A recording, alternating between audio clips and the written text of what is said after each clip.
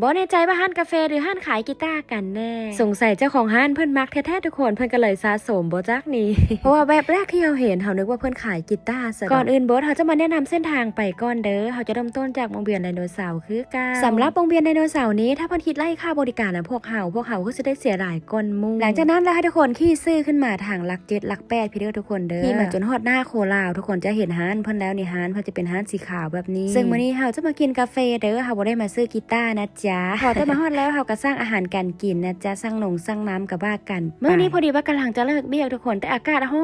อนก็เลยต้องการความบานเย็นเข้าร่างกายเนี่ยจักหน่อยก็เลยจื้อได้ว่าเพิ่นเคยคอมเมนต์ว่ามีร้านคาเฟ่อยู่บ่อนนี้ทุกคนเราก็เลยแวบเวลาที่เรามานั่นสักประมาณ4 โมงครึ่งทุกคนอากาศอยู่ทางนอกค่ะนะร้อนพวกเขาก็เลยบ่ได้นั่งแล้วเข้ามานั่งทางในในขณะที่ถ้าอาหารการกินนั้นเราก็มาลองเครื่องเสียงเพิ่นก่อนนะทุกคนเนาะลองไปลองมาก็น่าจะบ่รอดแบบนี้บ่แน่ใจว่าเพิ่นให้ดูค่าเข้าไปดิ้นบ่แต่ว่าตอนนี้เราเข้าไปแล้วนะจ๊ะถ้าเจ้าของร้านเพิ่นมาเห็นก็ต้องขอโทษขออภัยด้วยนะคะเพราะว่าตอนเข้าไปนั้นหาไผก็บ่เห็นก็เลยบ่ได้ขออนุญาตแล้วก็เข้าไปเลยจ้าพี่น้องมากันต่อในส่วนเมนูน้ำของเฮาทุกคนมื้อนี้เราจะสร้างเป็นพวกสตรอเบอรี่แล้วก็พวกชาเขียวแต่ว่าอันนี้มันบ่ฮู้ว่าเป็นเมนูอย่างเพิ่นเอามาให้ชิมเป็นเมนูใหม่ของทางร้านน่าจะเป็นพวกมัทฉะอีหยังจักอย่างนี่แหละเฮาลืมชื่อเมนูเลยทุกคนเฮาถามเพิ่นอยู่แต่ว่าเฮาลืมต้องขอโทษขออภัยด้วยนะคะถ้าเจ้าของร้านเพิ่นผ่านมาเห็นคลิปนี้ก็รบกวนคอมเมนต์ให้ด้วยนะจ๊ะเพื่อ FC เพิ่นสนใจว่าเมนูหยังสำหรับเฮาชิมไปแล้วเมนูนี้รู้สึกว่าเฮาเข้าบ่ทันถึงปานใดส่วนใหญ่เฮาจะกินพวกสตรอเบอรี่นมสดหลายกว่าเองก็เลยยกให้น้องคุณไปเลย72จอกจ้ะพี่น้องมาลองว่ามื้อแรงสินอนรับอย่าบอกทุกคนเพราะเพิ่นกินซาไป2จอกเลยมาเบิ่งบรรยากาศในร้านมาทุกคนเบิ่งแต่กีตาร์นะบ่ให้เอาเอิ้นบ้านกีตาร์สิไปอยู่ไสเนาะพี่น้องรวมเอาทั้งกีตาร์แล้วก็เครื่องดนตรี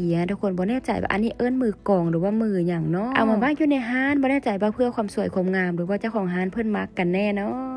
แต่ว่ามันก็งามไปทุกคนมันเป็นโสมแบบคัดทรงคัดสิกประมาณนี้อะไรประมาณนี้หั่นนะบรรยากาศทางในเพิ่นจะเป็นร้านมินิมอลมินิจ่ายทุกคนเป็นตาแพงแต่แผ่นเพื่อนตกแต่งร้านออกมางามแฮงเข้ามาฮอดทางในแล้วรู้สึกว่าสะอาดหูสะอาดตาแฮงเหมาะกับการนั่งพักผ่อนหย่อนใจทุกคนอากาศร้อนๆแบบนี้หันมารับความเย็นแบบนี้ก็โอ้โหเป็นอย่างที่หิวใจสุดบวกกับน้ำเย็นๆแซ่บๆไปโอ้โหเป็นอย่างที่เข้ากันที่สุดใครที่อยากลองมาตามหาก็มาได้ทุกคนเด้อหรือว่าใครฮู้จักร้านนี้ในคอมเมนต์บอกกันเด้อบางคนก็อาจจะเคยมาแล้วบางคนก็อาจจะยังบ่เคยสำหรับร้านเพิ่นมันตั้งอยู่หน้าโคลาวเด้อทุกคนเด้ออยู่หลัก8เด้อและที่สำคัญทุกคนใครที่อยากล้างรถนะเพิ่นมีสถานที่ล้างรถให้พร้อมมานั่งกินกาแฟแล้วก็ล้างรถไปพร้อมทุกคนเป็นการประหยัดเวลาไปหลายเติบอยู่ได้เพราะว่ามาสถานที่เดียวเราก็ได้เบียกไป2-3 อย่างเลย